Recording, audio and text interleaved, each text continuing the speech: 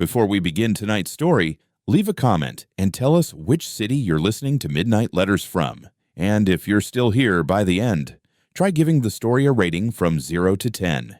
Every feeling you share lets me know who these letters have truly reached. Now then, let's begin. I'm writing this because there is nowhere else to put the weight. Words are the only place my grief doesn't feel like it will spill everywhere and drown me. I am 26. I thought that number felt steady, adult, old enough to make choices that mattered, young enough to hope for a lifetime. For 7 years, I loved him. 7 years is not a small thing. It is half a life for some people. It is the time that shapes you, the time that becomes your map. I followed him from our small hometown to the wide, uncertain streets of the city. I helped him through university. I sat with him through months when money disappeared and worry became a constant visitor. I learned how to cook 2 meals on a tight budget. I learned to carry both our tired bodies and our plans. I believed loyalty would be enough. I believed that being the person who stood, who waited, who forgave, who covered his weak places would be the way love repaid me. We were close to a wedding. Families had met, dates were whispered, small details were circled like promises. For the first time, I let myself imagine an altar, a dress, a father walking his daughter down the aisle. I imagined my father standing proud, relieved, finally seeing his child settled and safe. And then everything collapsed with the kind of quiet brutality that has no mercy. He started a job, a new place. I stood by him when he had nothing, so I was the first one to cheer when he got his break. A short while in, I watched the person I trusted hand parts of himself to someone else, not behind closed doors in a distant city. Here, in the same place where I had supported him, where colleagues knew our story and still pretended to respect it. A woman at his workplace, a younger colleague, someone who knew about us, kept messaging him. They sneaked conversations like it was a secret thrill. I used to think there's a boundary, even in cowardice. I was wrong. The night I saw them, it seared into me. I saw her follow him inside like an ordinary thing. The light in that moment turned from ordinary to a kind of small, sharp horror. He had looked at me the night before and said, "I've never wanted to leave you. Not even for a minute." That lie cut slower than any betrayal. It exposed the truth. He could say the right things when he wanted to keep the peace, and live another life when he thought no one was watching. 7 years, my best years, crumbled. The future I had been allowed to hold like a fragile glass was smashed in one careless hand. People around us knew. They watched. They nodded. They went to work the next morning as though nothing had happened. The audacity, the casual cruelty was worse than the act itself. I tried to pick myself up. I told my mother. She cried quietly. My friends tried to be steady anchors. I slept less. I ate less. For a while, I moved through days as if I was wearing someone else's skin.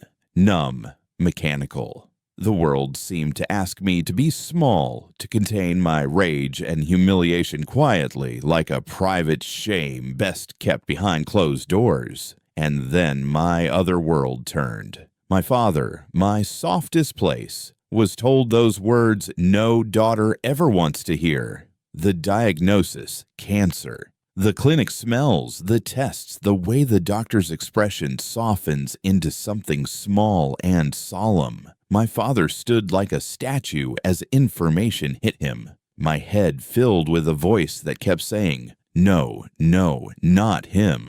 Not because I think cancer is a cosmic punishment, but because the timing felt like a slap, just after my heart was broken, as though the universe wanted to make sure I understood how little control I had. My father had always been my steady rhythm. He urged me to marry, to be practical, to stop romanticizing the idea of being in love when the world demands security. He worried about my age in a way that felt both irritating and tender. He said the small things. Are you eating? Did you save some money? And they were the scaffolding that kept me standing. When he got sick, guilt arrived like a second illness. I keep thinking, if I had made different choices, if I had left earlier, would he still be here, frantic for me to settle down? Would his worry be less? These questions are cruel and circular. They do not help, but they dominate my nights. I've become an expert at pretending. I can laugh at the exact right moment. I could catch the attention of the room and steer conversations away from my secret like a practice performer. But inside, there is a constant low roar of panic. My days are an inventory of what-ifs. If I had left sooner, if I had been braver, if I had told someone earlier, the what-ifs pile up into a mountain of blame. There is a different kind of loneliness that comes from being betrayed in love and watching the person you rely on fall sick all at once. One is humiliation, the other is fear that settles into your bones. Together, they are a heavy, confusing weight.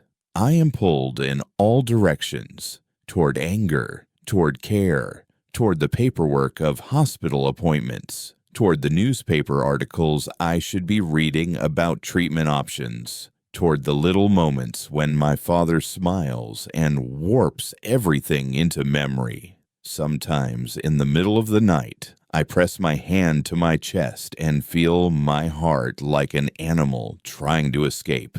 I whisper to myself that I didn't ask for this drama, that I didn't sign any contract with suffering. Yet the world keeps asking me to function, to pay bills, to make appointments, to be on time. The practical list is endless and cruelly indifferent to the way my insides shake whenever my phone rings. The people around me are trying their best, but the questions still sit heavy.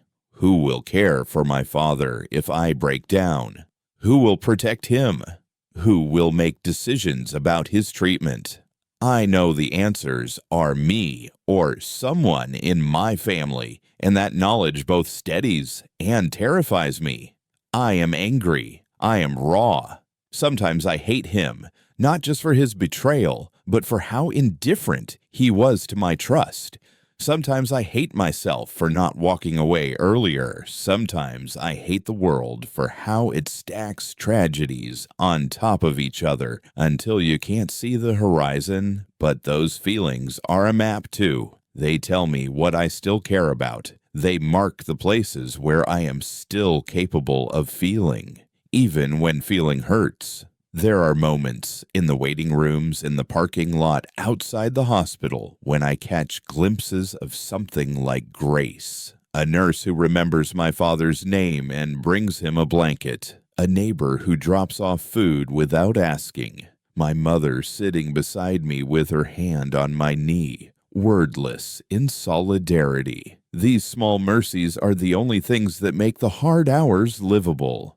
I don't have a plan. I have one day at a time. I try to call the lines of support I can find. I try to be honest when people ask how I am. Some of them hear me. Some of them don't. There's shame in saying the full truth, the simultaneous weight of betrayal and imminent loss, because people want to comfort or fix or say practical things, and nothing practical seems to fit. So I write. I write because these words feel like I'm putting down stones one by one until my hands ache, but something steady forms under them. It is a slow and awkward reconstruction. I imagine the past, those 7 years, not as wasted, but as something I will have to translate into lessons. I think about the son of a father who taught me how to be brave. The same father I might have to help leave this world with dignity. I think about choosing better for myself and my future. The word choose feels suddenly heavy with responsibility. Choosing to stay kind to myself when the world asks me to be small is not easy. I am learning that strength does not always roar. Sometimes it is a small daily decision to show up at the clinic, to ask the right question, to say no to someone who would keep wounding me. Sometimes strength is saying, I am hurting, and letting that be enough. I'm trying to be kind to the tired person in the mirror. If there is anything this night has taught me, it is that life is fragile, and that we're not owed any tidy endings. We are given moments, bright, blazing moments, and quiet ones that erode you bit by bit. I'm trying to hold on to the small and bright. My father's laugh when he remembers an old joke. My mother's stubborn tea in the morning. The way a city corner smells after rain. Those small, bright things are the thread I keep pulling to stitch my days together. I don't know how to finish this letter. There is no neat closure. I am still raw, still learning to breathe again. But I will keep going. For my father, who taught me what it means to care. For myself, who deserves better than quiet betrayal. For the quiet promise I will make to wake up tomorrow and do the small, beautiful work of staying alive. Thank you for reading. If you've been where I am, sitting between two kinds of grief, know that you're not alone. We keep going in pieces, and one day, those pieces will fit into something resembling a whole. At this point, I think I need to tell you a few things. What happened to you is heavy, heavier than anything one person should carry at once. But I want you to know this. Nothing about your pain makes you weak. You loved someone with your whole heart. You stood by him when he had nothing, and he still chose to break something he didn't build alone. That betrayal does not define your worth. It defines his character, not yours, and your father's illness. No one is ever prepared for that kind of fear. It shakes something deep. It changes the way you breathe, but it also reveals what's real. Love, family, and the truth that you're stronger than you think. If there's one thing I want you to hold on to, it's this. You don't have to fix your whole life today. You just have to make it through this hour, then the next, and the next. Let yourself rest. Let yourself feel. Let the people who love you show up for you. You don't owe the world strength every second. And when the nights get too quiet, remember, you deserve honesty. You deserve peace. You deserve a future that doesn't hurt to imagine. You are not broken. You are becoming. Thank you for listening until the very end. If you have a story, a letter you want to share, feel free to send it to me, because maybe your words are exactly what someone out there needs to hear. Don't forget to like and subscribe so you won't miss the next letters. I'll see you again here at Midnight Letters. Good night, and may your heart rest gently.